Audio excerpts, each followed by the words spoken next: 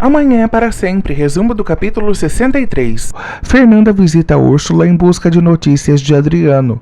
Úrsula mente e diz que não sabe o paradeiro de seu filho. Aurora e Santiago acabam perdendo Mário de vista.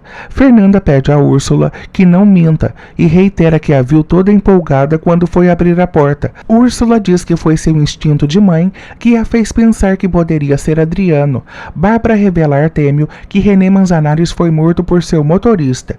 Artêmio pergunta a Bárbara o que ela sabe sobre a investigação feita por ele. Bárbara diz que há duas pessoas que podem ter essa informação.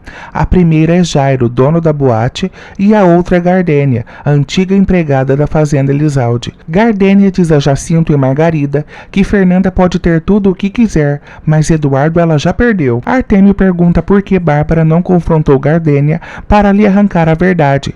Bárbara explica que não confia em Gardênia. Artêmio pergunta onde está o corpo de Manzanares. Bárbara revela que está nos fundos da casa de Soledade.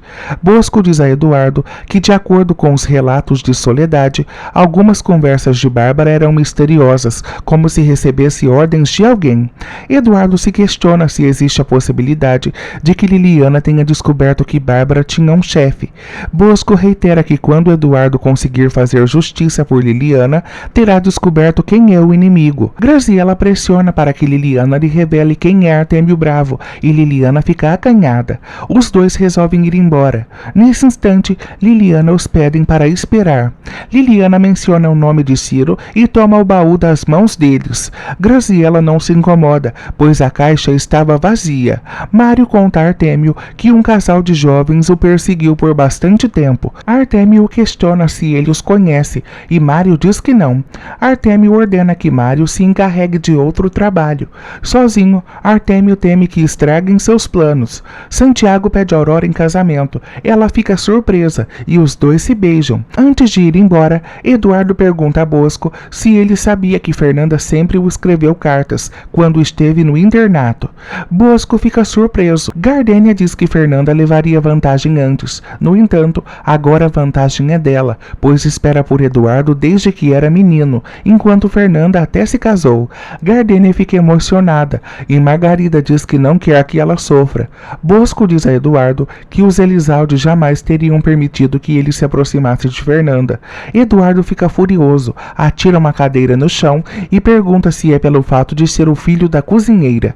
Bosco diz que para ele não existe ricos e nem pobres, mas ressalta que para a sociedade a realidade é outra. Eduardo diz que não é possível que Gonçalo Elizalde prefira que sua filha case-se com um criminoso como Adriano do que com ele. Adriano orienta que Vladimir se aproxime de Aníbal e diga que já trabalhou na Prolasa, empresa da família de Priscila e concorrente dos Elizalde. Adriano também o instrui a ganhar a confiança de Flor, recepcionista da empresa. Eduardo pergunta a Bosco se ele sabe onde Soledade deixou as cartas que Fernanda o enviou.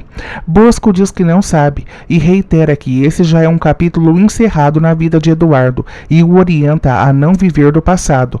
Lúcio é levado para uma cela e informado de que Bárbara o denunciou de roubo e muitos outros crimes. Jairo é surpreendido na cantina pelos homens de Artêmio Bravo, que dizem que vieram a mando de René Manzanares. O cadáver de Manzanares não é encontrado pelos policiais que Bosco chamou e o padre fica surpreso. Os capangas de Artêmio tentam arrancar de Jairo o que Manzanares havia descoberto sobre Franco Santoro. Apavorado, Jairo diz que não sabe de nada. Bosco diz aos policiais que certamente a denúncia de que haviam morto ali se tratava de um trote. Jacinto e Margarida acham estranho que o cadáver tenha desaparecido. Margarida teme que Gardênia esteja na mira de quem levou o corpo. Os homens de Artêmio liberam Jairo, mas lhe dão 12 horas para que se lembre e os conte o que Manzanares descobriu. Bárbara agradece ao dono da joalheria por ter recuperado seu colar. A hiena entra no carro e admira a joia. Nesse instante, Artêmio entra em contato com Bárbara e a informa de que deu um sumiço no cadáver e a instrui a entrar na casa de Franco e descobrir o que Manzanares encontrou. Vladimir se apresenta a Flor e diz que tem hora marcada com Aníbal. Flor decide localizar Aníbal, pois não encontrou nada agendado. Fernanda conta a Gonçalo que Franco gostou que o centro comunitário seja construído no antigo celeiro e reitera que ele propôs oficinas de artesanato para as mulheres da região. Gonçalo se mostra incomodado e diz que Bárbara o alertou de que há algo em Franco que não lhe traz confiança e por isso pensa em não concretizar negócio com ele. Fernanda fica surpresa. Jacinto vai à fazenda e revela a Eduardo e Gardênia que o corpo de Manzanares desapareceu. Eduardo fica surpreso. Fernanda não compreende a decisão de Gonçalo em cancelar o contrato com a Power Milk. Gonçalo diz que há algo em Bárbara que a inquieta em relação a Franco e reitera que Bárbara tem um sexto sentido aguçado. Fernanda contraria o pai e diz que confia em Franco e ressalta que será uma besteira cancelar tudo. Gonçalo fica pensativo. Eduardo acredita que a pessoa que sumiu com o corpo seja a mesma que contratou os serviços de Manzanares para vigiá-lo. Já Gardênia acredita que quem esteja por trás de tudo seja Camilo Elizalde.